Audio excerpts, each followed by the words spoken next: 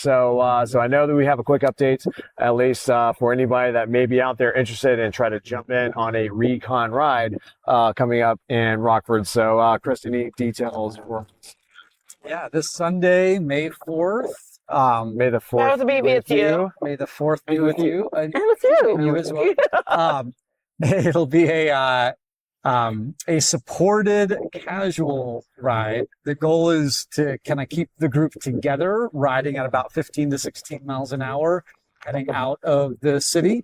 So on the busier road, there'll be a police escort to keep us safe heading out, because it's a busy. Some of the streets heading out of town are busier, so that's why we wanted to have that support. So the Rock River Multisport Group is the one putting it together.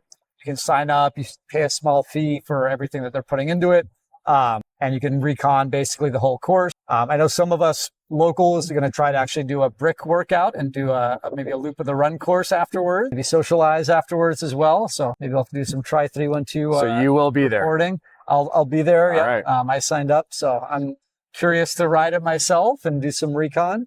So the next time that we're here, when we have our conversation, or even better yet, maybe we'll have not live because you'll be on your bike, but maybe sort of like instead of a right out of the theater review, you'll have right out of the road review. Yes.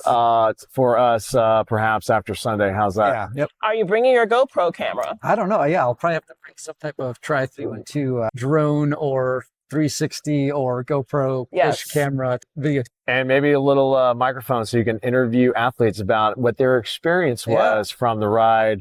And I think that would be a good bit of detail for the rest of our would-be's. The run course changed a little bit too. So I'm going to try to record it again.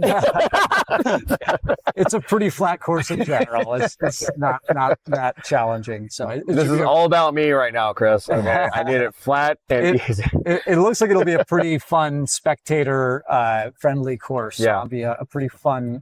But yeah, so that's kind of the big one. Definitely take advantage of that if you can. If you're in the area, sign up for that. Come join us for that.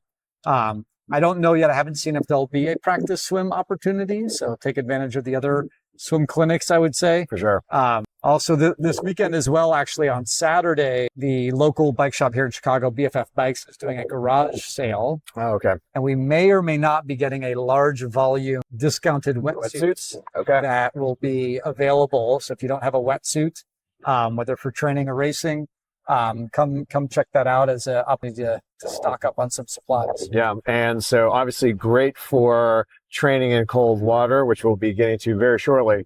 But I guess one of the thoughts is going to be sort of like making sure, looking ahead to Rockford, based on if you're looking at the Ironman website, it does state that the average temps, doesn't mean that this will be the actual temp, but the average temp that they estimate for the Rock River is somewhere around 79 degrees, which would mean that would make the swim wetsuit optional. Okay, so it means that if you're going for a podium spot, you're not allowed to wear anything with neoprene. That would include buoyancy shorts or wearing any materials past your elbows or past your knees. So for those of you that like to wear your compression socks under your wetsuits, that would include those. But if you are not going for a podium spot and you would like to have a nice, relaxed, comfortable swim and maybe have a little bit of neoprene on, you can use that, but you would have to start in the back part of the rolling start, if I understand that correctly.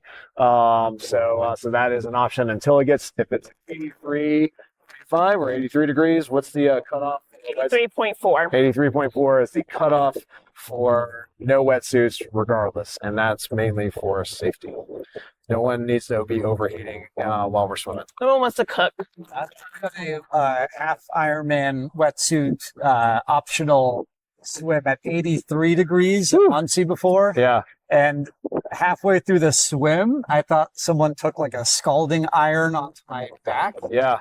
Because the zipper, the metal zipper, heated up so much in the sun that it literally was almost burning my skin. So I actually reached down and unzipped my wetsuit just to open it up, because your back, if you're covered in black and it's warm water and it's sunny, that you can really overheat. And that's the reason why they don't allow wetsuits over a certain temperature.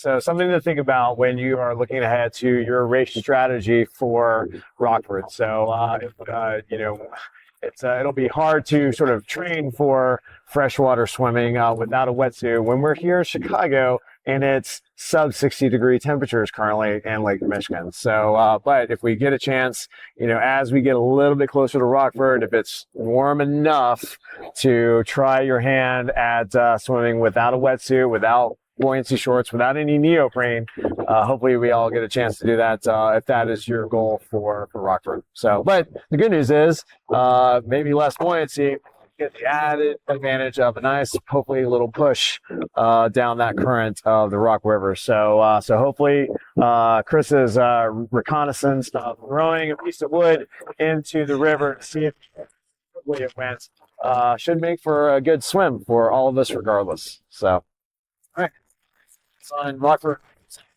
So if you're doing Rockford, plan for everything. If you're someone who gets nervous about wetsuit, no wetsuit, all that, just try to integrate it in your training. Some people will use their wetsuit in a swimming pool to get used to it if they don't get a chance to go out in the water. If you want to get used to swimming in warm water, most pools are about 80 degrees. Right.